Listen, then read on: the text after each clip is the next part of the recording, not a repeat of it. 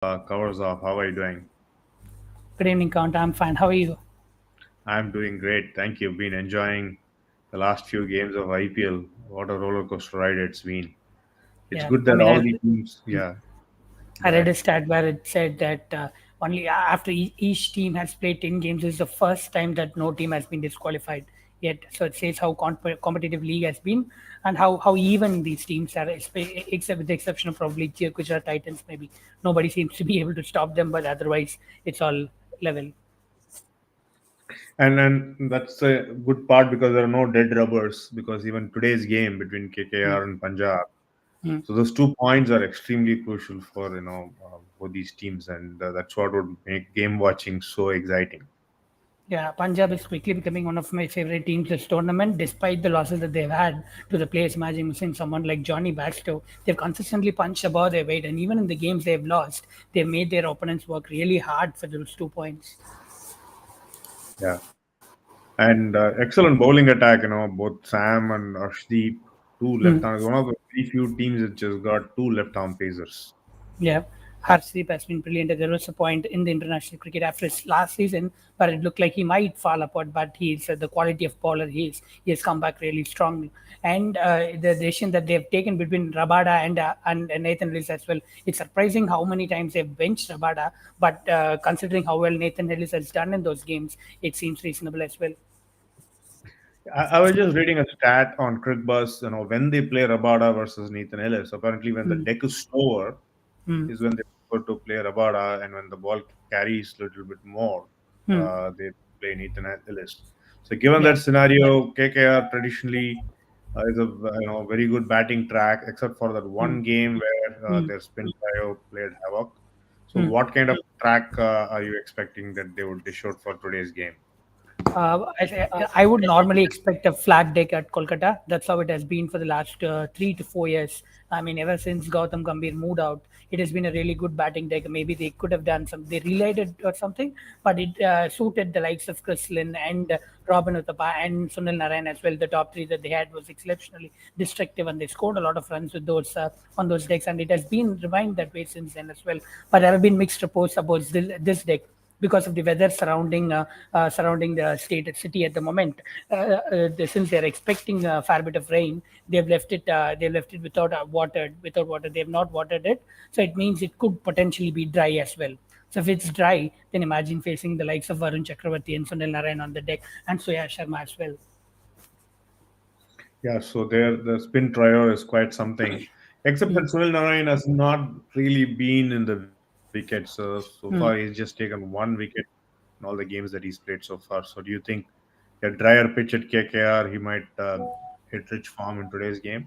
Exactly, that could change change the scenario for him. He's been mediocre in the last in the majority of the seasons, to be honest. And except the first 3 games, he got off the good start, and then batters have found it really easy to negotiate him. But on this deck, if it behaves as we are expecting it to because of the weather situation there, then Narayan could come into play big time, and he could also prove to be a massive differential in terms of fantasy because he's only owned by like close to 20 to 30% of teams own him, and you imagine you pick him and he picks up a couple of wickets, and that's enough to win the game for you. Also, the Punjab team has got are they packed with left-handers for Sunil Narayan to kind of have a more competitive advantage over Shan Sharma, who's a leg spinner? I think this is where Sunil Narayan is a bit peculiar spin bowler, I'd say, because he's been more successful against right-handers ever since the chucking issue came about, and he had to remodel his action. He's been more successful against right-handers than left-handers. It's Varun Chakravarti who is actually more successful against left-handers as well.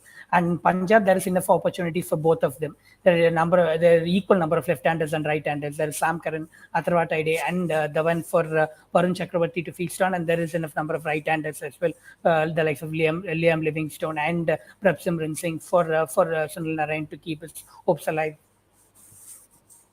Let me just quickly bring up my screen so that we can go through the matchups in more detail. But here is yesterday's scorecard.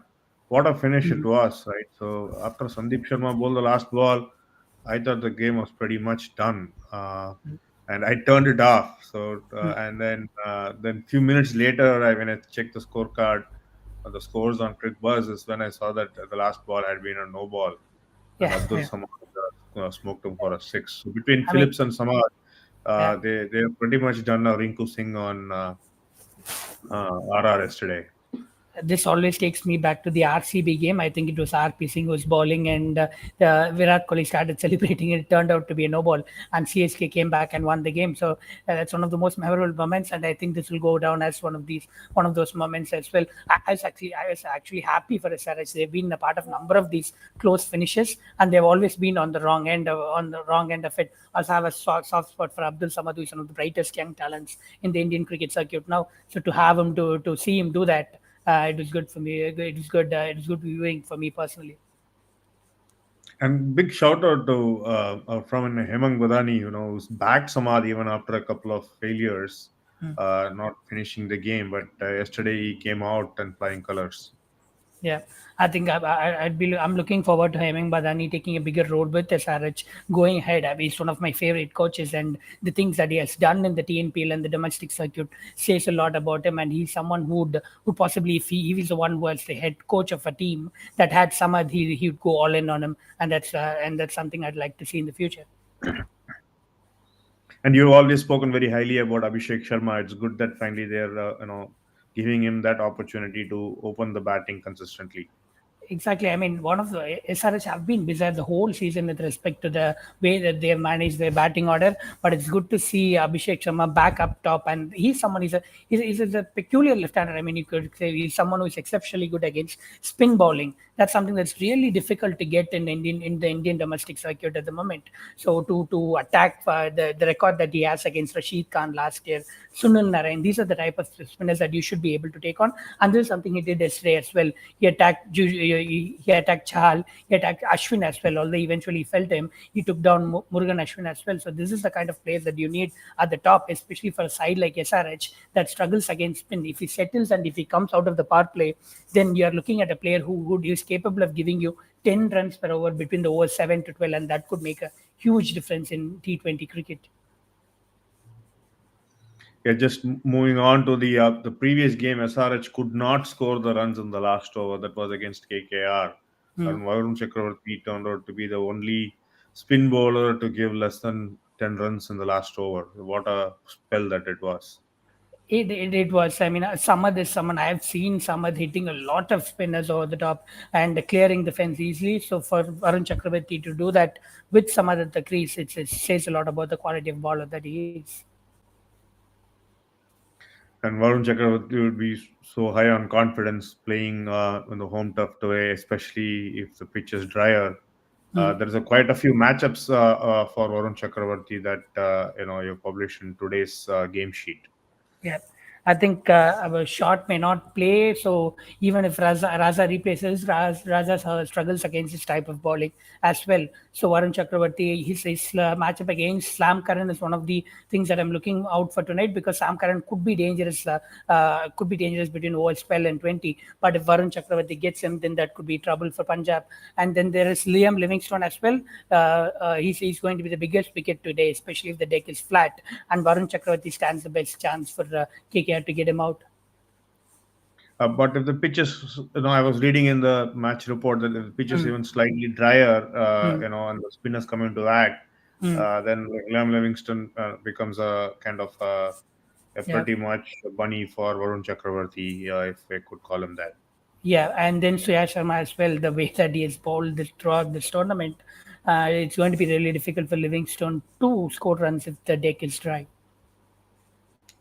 Yeah, and also talking about the other player, right, Venkatesh Iyer, and for him Mm, to get a ball, like Ashdeep Singh bounced him off, right, mm, in the previous mm, game. mm. Again, if the pitch is flat and if it carries, then Sam Curran and Ashdeep can again have, would be, counting their chances against bowling against Iyer.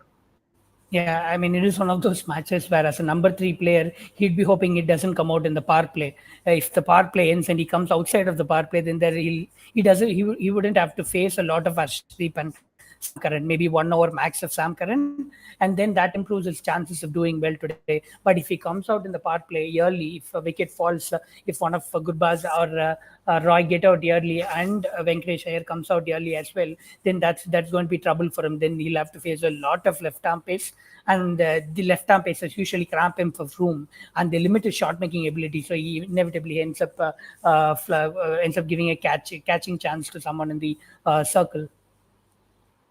Yeah. So, and also there is a matchup, against Dre Russell and spinner Rahul Chahar. Mm. Mm.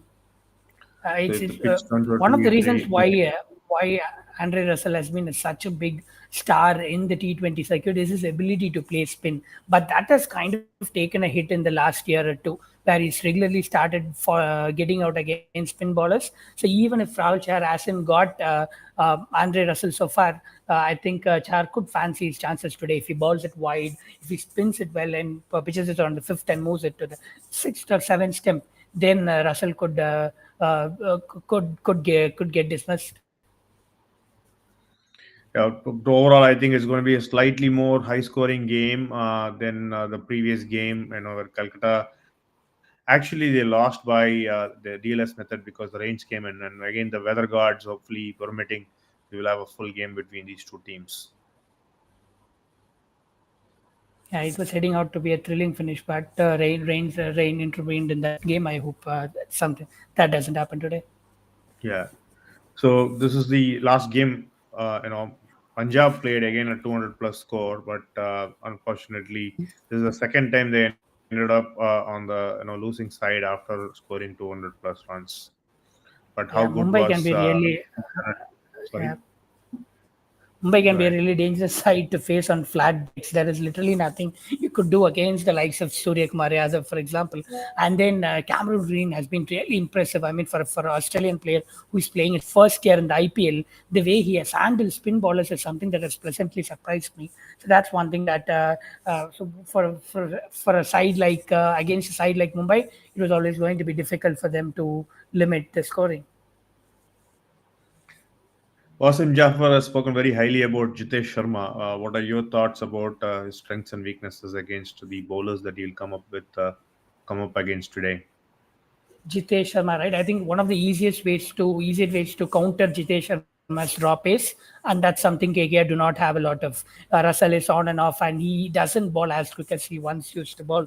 Arshit Rana is just a middling pace of around 138 to 140, but you really need to crank it up of upwards of 140 to get him out and get it to his ribs and get it short, and that's how you get Jitesh Sharma out. If you do not do that, then the only chance that you perhaps have is again with slow left arm orthodox, and these are two bowling types that Kolkata Riders do not have. So all they have is leg spin, off spin, and medium pace. So against all of these three bowling types, Hitesh Sharma could be really destructive. All he needs is 15 balls to return 35 to 40 runs. So that could be a dangerous little period for KKR today.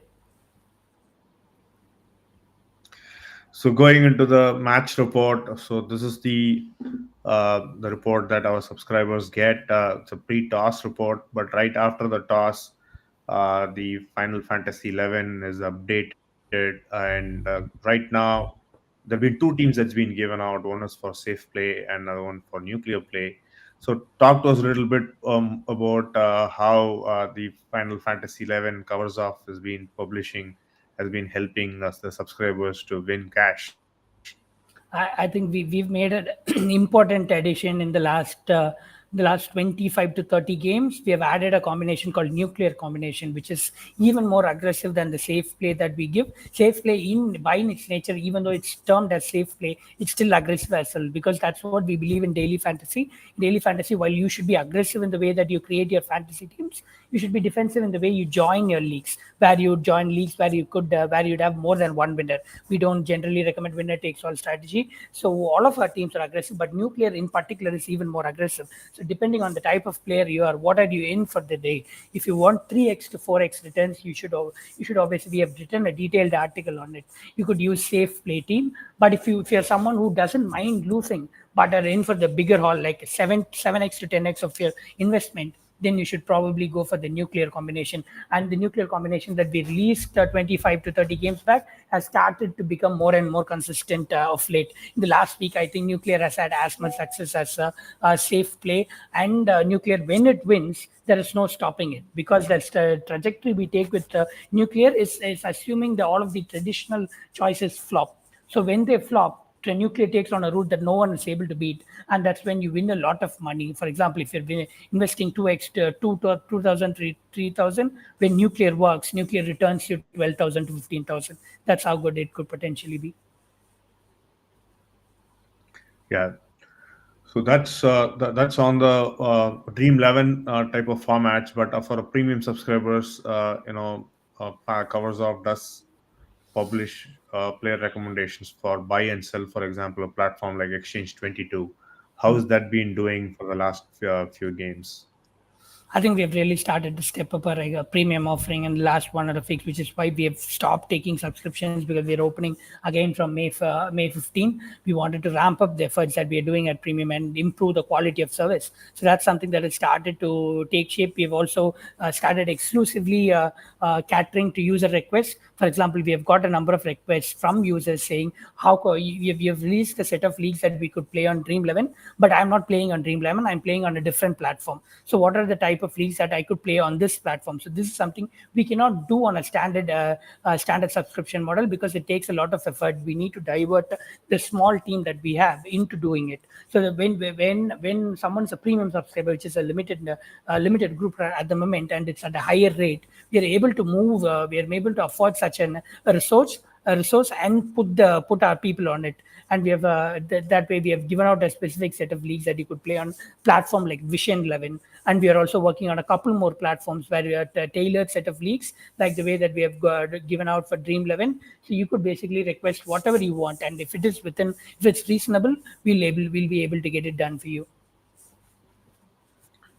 That's a great progress that Covers Up has done in the last 4 months. So much so that Al, you're starting to get press coverage. So yesterday you had shared an article where you were quoted about the state of playing fantasy cricket smarter. So talk to us a bit more about that. The article made an important point. While subscription service for fantasy gaming is common in abroad, in US or UK, in India, people, the reason that they came to us, that despite being a nascent platform, because there is no competitor for us. We are the only one in the space doing the kind of stuff that we are doing. It says a lot about what we managed to pull off in the last 4 months, and which is why we got the coverage we did. So if you have to turn to someone to understand how subscriptions work in fantasy cricket, and there is only one option in the whole entire country, and it's covers off. So that's why we got the coverage we did with the thing with on New Indian Express, I guess. And we have Covers Off has a lot more exciting features coming up, and one being fantasy tools. Talk to us how Covers Off subscribers have been using the fantasy tools on the website now.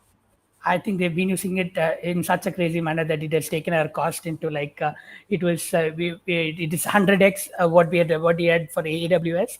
We had only budgeted around very basic amount for the entire year. This is the usage of those tools has taken its 100x in just a month, but we are keeping it open to all of our subscribers for now. But from May 15th, it will be only moved to premium subscriptions. And I think some of the subscribers know, but a lot of them who have even bought in, what they do not realize is what they are seeing right now is only 10% of our entire vision for covers of. So imagine when we are able to unleash all of what we have in mind, and that's something people are screaming, the nuclear edition, nuclear team edition, for example, the premium features, for example. These are all just the start, and even considering all of those, it's just 10% of what the vision that we have for covers of. So once all of these comes out, and the beast that's why I have it in my profile that I say that I'm building the beast. It's not something else. So it's building the beast. It's covers of. So that's something that we're looking forward to, and considering the reception that we have had, and considering the success we have had in the IPL, I think we are going to do a lot of great things in the coming 6 months. I'm sure of that. So if you're watching our show and if you want to subscribe to Covers Off, just visit coversoff.ai. Monthly subscriptions start just at 349, and then you can always upgrade to an yearly subscription or to the premium subscription to get all these excellent features. features and platform coverage that we just discussed in this show. So that's 20 minutes time that you've given me, Al. So we're pretty much on the time. Thank you so much for coming on the show, and good luck for the game today. Thank you, Count. Yeah. All right, then. You take care.